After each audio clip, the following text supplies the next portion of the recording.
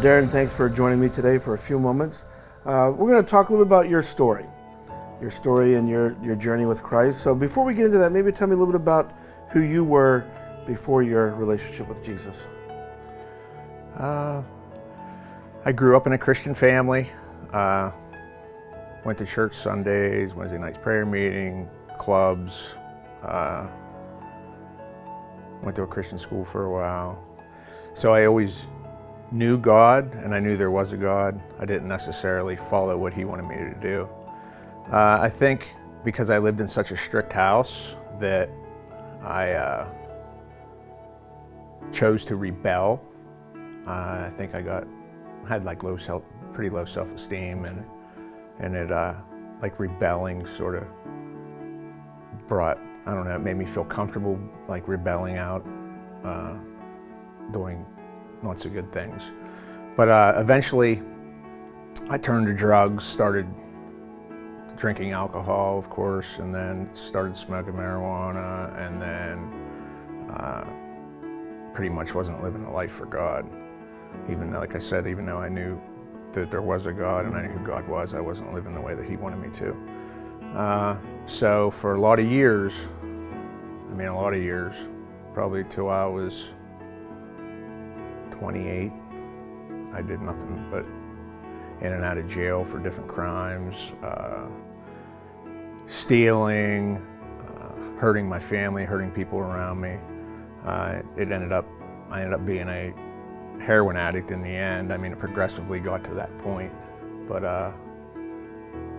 it was pretty much, it was fun for a little while, but then I sort of became a slave after a while, and it wasn't very fun anymore.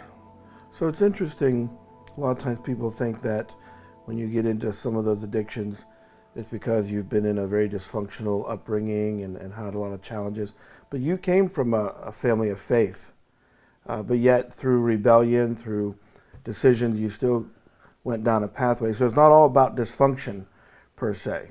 No, it isn't.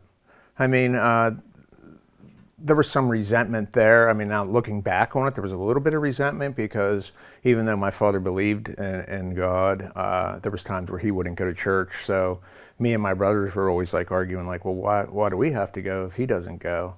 So taking from that and where I'm at today, I try and be the leader in the family and show my daughter that it's good to go to church, and then I always try and take the lead on that and go to church. But you are correct, yes. I mean, it was pretty, like my mom was, when I was younger, we weren't even allowed to listen to rock music. I remember them smashing my 33 albums on the floor, reading the lyrics of them and smashing them, and there was a point in time where they were actually going to take our TV from us, so it was pretty strict. But as a young kid, you don't really understand that stuff. You just want to be a child and pretty much do what you want to do. But looking back on it now that I'm an adult, I'm glad that it was there for sure. So you got involved in addiction, a variety of things, been in and out of jail. What happened? What was the transition that got you to your relationship with Christ and to who you are today? Heroin is a terrible drug. I mean, it just pretty much leads you around wherever it tells you to go. The mental addiction, the physical addiction. And I pretty much burned about every bridge that I could possibly burn with family, friends, everybody around me. I pretty much did everybody wrong because you can't hold a job when you're a heroin addict and you find yourself stealing and robbing and doing what you got to do to get high. And I thank God that I had morals and values, and I knew that it was wrong, but I couldn't stop.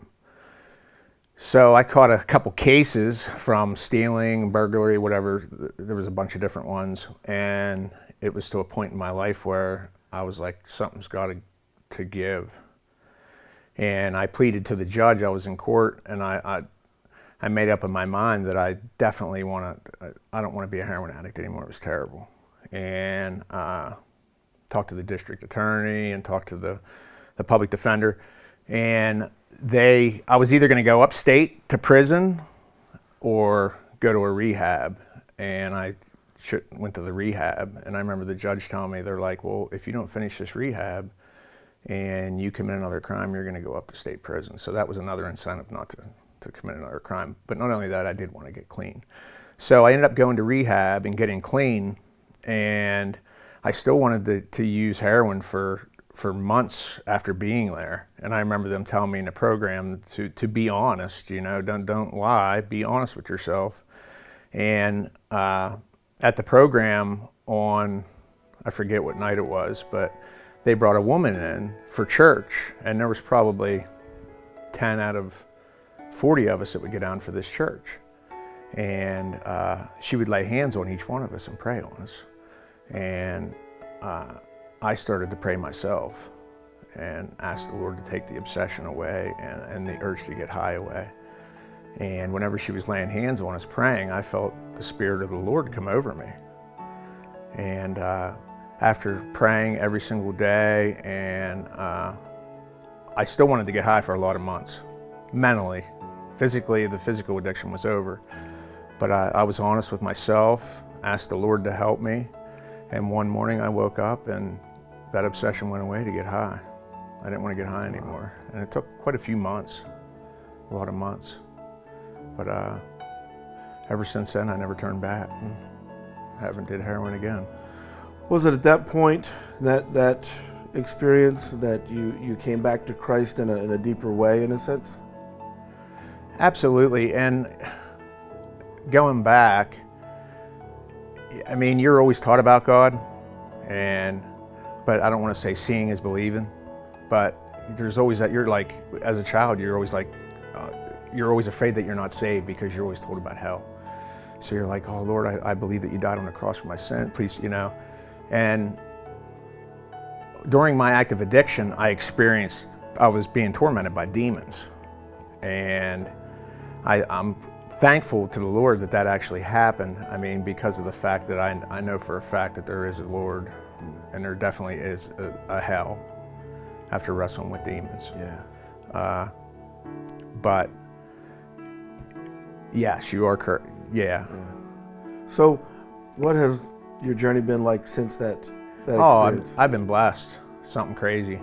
I mean, I ended up going back to school, getting my GED. I ended up getting into an apprenticeship. I became a journeyman lineman. I have a wonderful wife, a beautiful daughter.